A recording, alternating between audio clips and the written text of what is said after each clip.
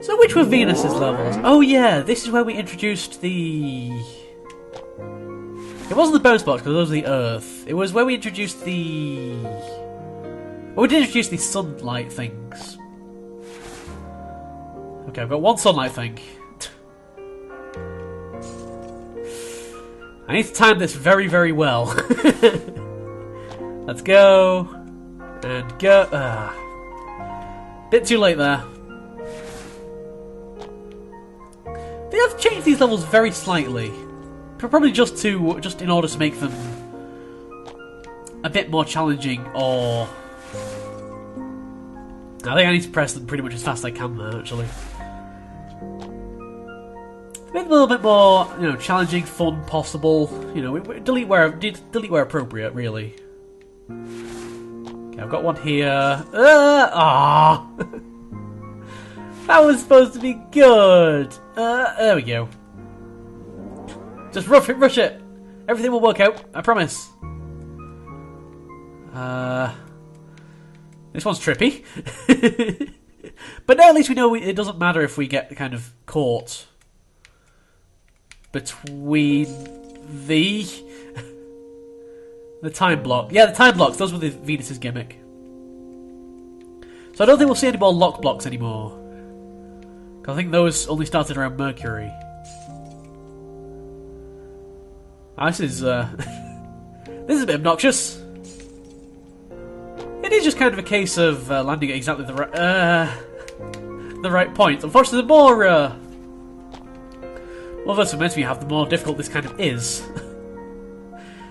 I guess you just have to make 4 of the same jump. 4 of the same kind of difficult-ish jump. I guess I could just fall. But that would give me more vertical momentum, so it would be easy to mess up. Case in point. All in all, they've not. There's a lot more they could have done with the gimmick, I think. But they've decided to make the game, pretty relatively short, and I can respect that. Because the one thing that would ruin a game like this, I think, would be if the gimmick just kind of overstayed its welcome, essentially. I need to land on this, don't I? And that has killed so many similar games, I think. It's just a problem that the beginning level designers and game designers have to really, think about. Is the gimmick kind of overstaying its welcome? Okay, we can just probably do that. Yep. Let's not overcomplicate things now, Mindez. Let's just not. How about we don't? Hold on, I need to land in there. If I just hold the left mouse button... If I just hold the left analog stick... Oh, the game has good controller support, by the way. I've not actually mentioned that, have I? The game has pretty good controller support. Although, really, it is essentially just a 2-button game. Left, right, jump. Well, 3-button game. Which gives it one more button than Boson X. Oh dear. Bad things are happening. That makes it one degree of complexity more than Boson X. In terms of the controls. No! Jump for it! And land! And go!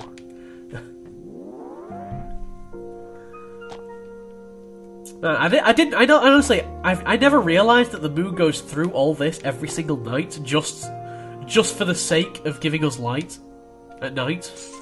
It's crazy how much the moon goes through. It really is. You really do develop an appreciation for some of the interplanetary bodies, Except Venus, because Venus is a douche. If there's one thing that you should take away from this Let's Play, it's that Venus is a douche. I don't like Venus anymore. Venus, we used to be cool, but, I've kind of realised that you've just been a bit of a narcissistic douche now, so, I've moved on, essentially. It's not the kind of... You're just not the kind of planet that I'm into anymore, It's not you. It's definitely you. Well, who am I kidding? It's definitely you. It's definitely not me. And you know, it's just so sad. It really is. What you've become with your sheer narcissism. I probably need to land on that, don't I? Okay, I'm gonna stop. I'm gonna stop. I never thought I'd ever have moon feels. I know I've had pigeon feels, and I never really expected those. I knew how to prepare for those, but this is really giving me interplanetary feels. Well, it's not really interplanetary feels. It's more like a celestial body feels.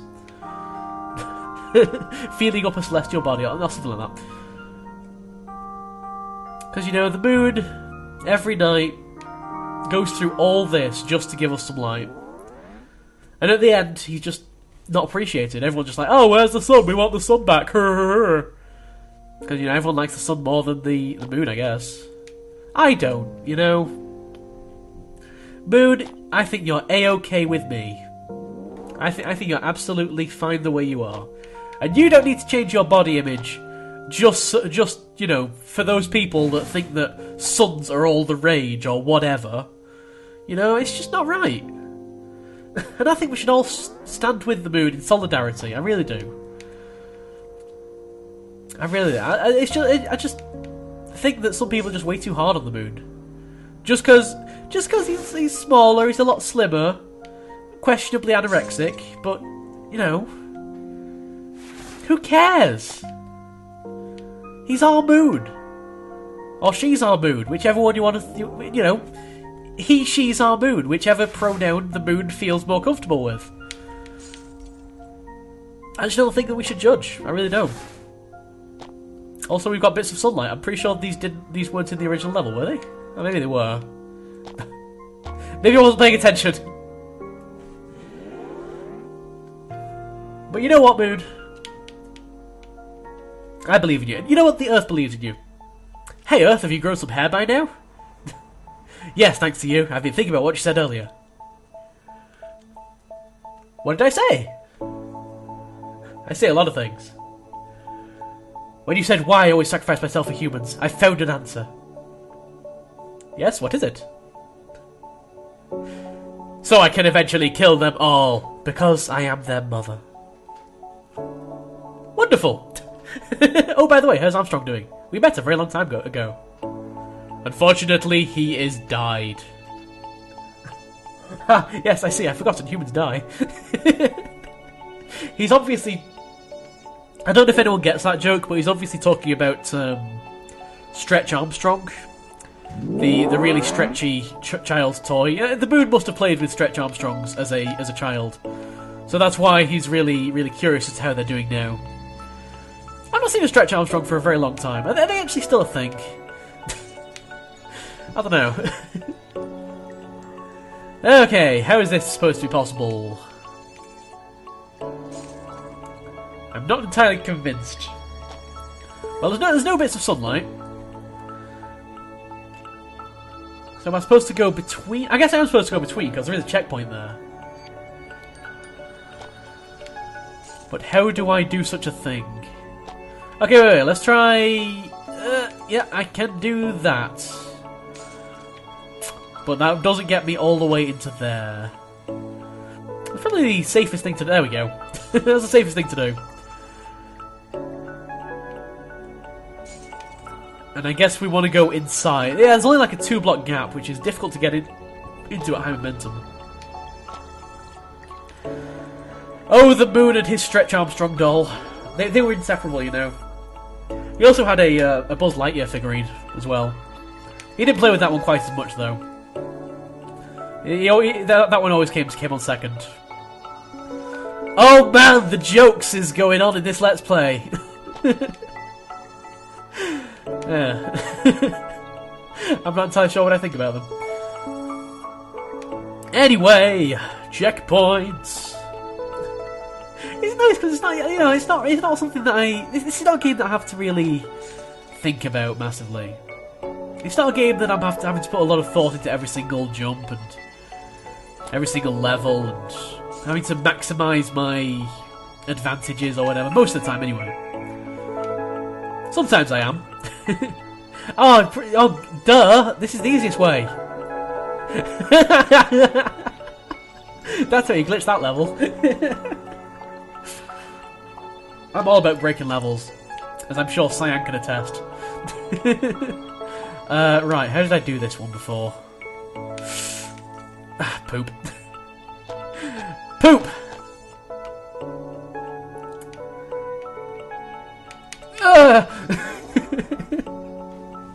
I remember that level being the first one that ever actually, like, kind of, not stressed me out, but kind of required a little bit more complexity on behalf of the controls.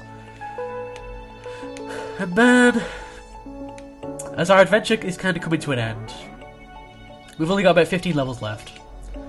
And, you know, these levels aren't the longest of things either. They're actually pretty short by, you know, platforming game standards. So I guess our adventure is kind of coming to an end.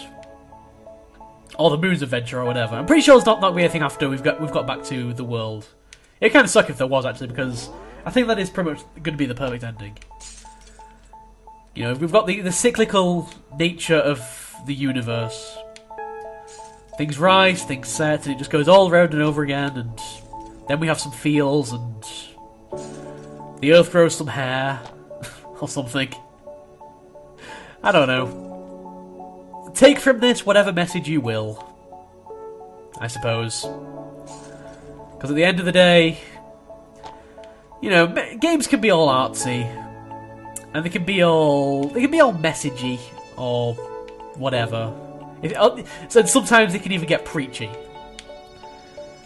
But that doesn't matter. What matters, and I think to a general extent what matters in art in general, is more about what you can take from it, rather than what the game can give you. There is my soundbite for the day. Okay, we're approaching the last set of levels anyway, so soon I shall not have to ramble on so much. This has been a really enjoyable experience. They're actually kind of getting easier. And that's the weird thing about these kind of mirror mode challenges. They get easier the further you get on.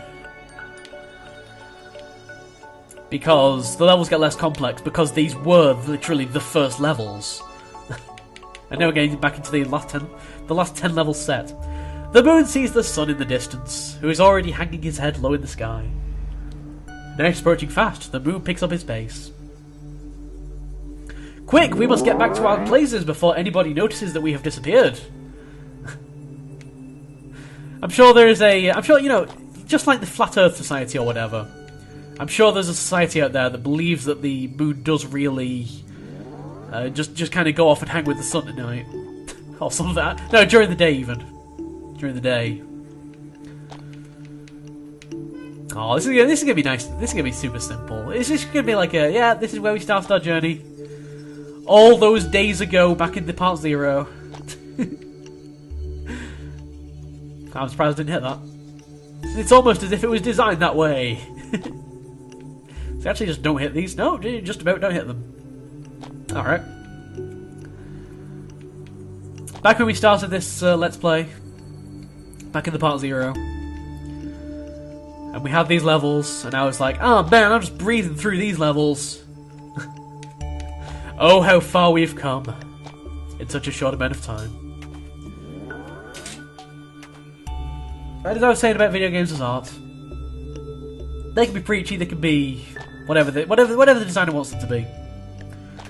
But ultimately, the message is for you to decipher. Whether you take away a message of environmentalism, or a message of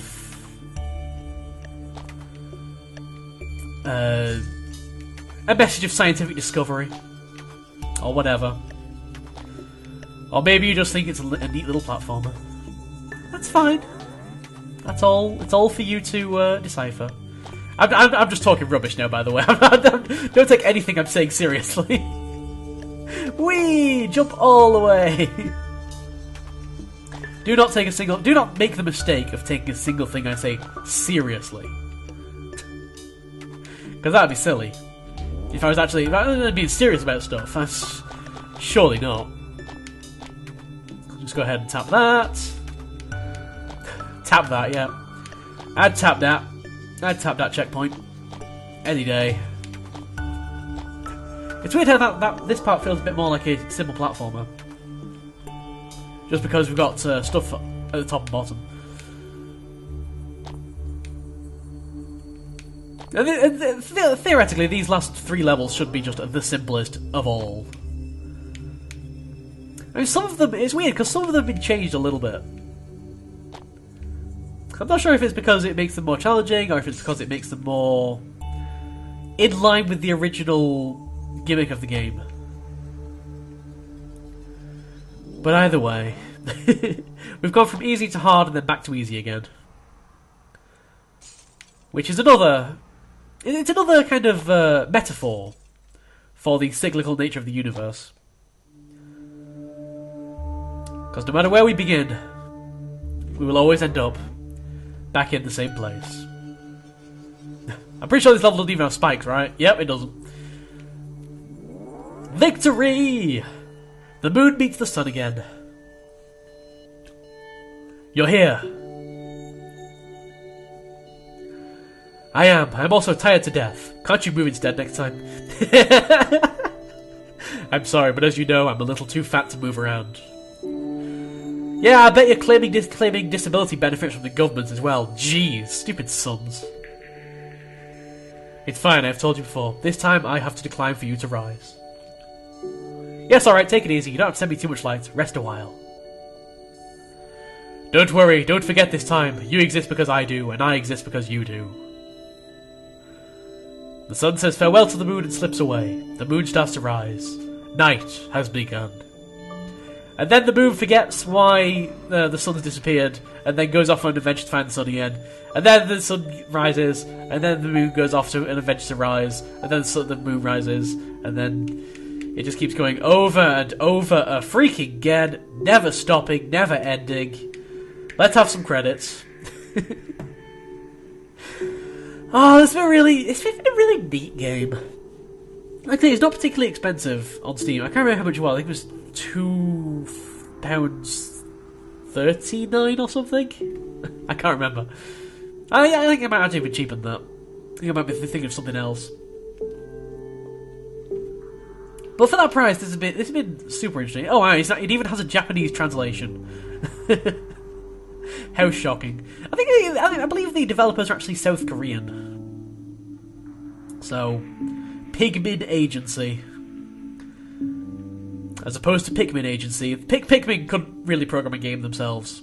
If you got like an army of like 10,000 Pikmin, they'd probably have trouble writing any decent code. I don't think I'm not sure that Pikmin would really have the weight behind them to press the buttons on a keyboard or anything. So I don't know. That's my random thought of the day. I have been Mindez. This has been 6180 the moon, 6180 the moon, 6180 the moon, 618 0 the moon, 6180 the moon, 6180 the moon. It could be any of those. And this has been a very interesting experience. Like I say, the gimmick was very well executed. There were moments when it was a little bit... There were moments when it got a little bit challenging. But on the whole, the game wasn't massively supposed to be difficult. It wasn't difficult and it wasn't supposed to be difficult. Because it was more about the experience, the ambience, the message.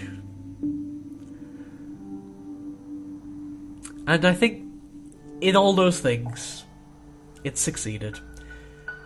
I've been Mindez, this has been 6180 the moon. I highly recommend checking it out. And I'll see you for something else. As the song ends.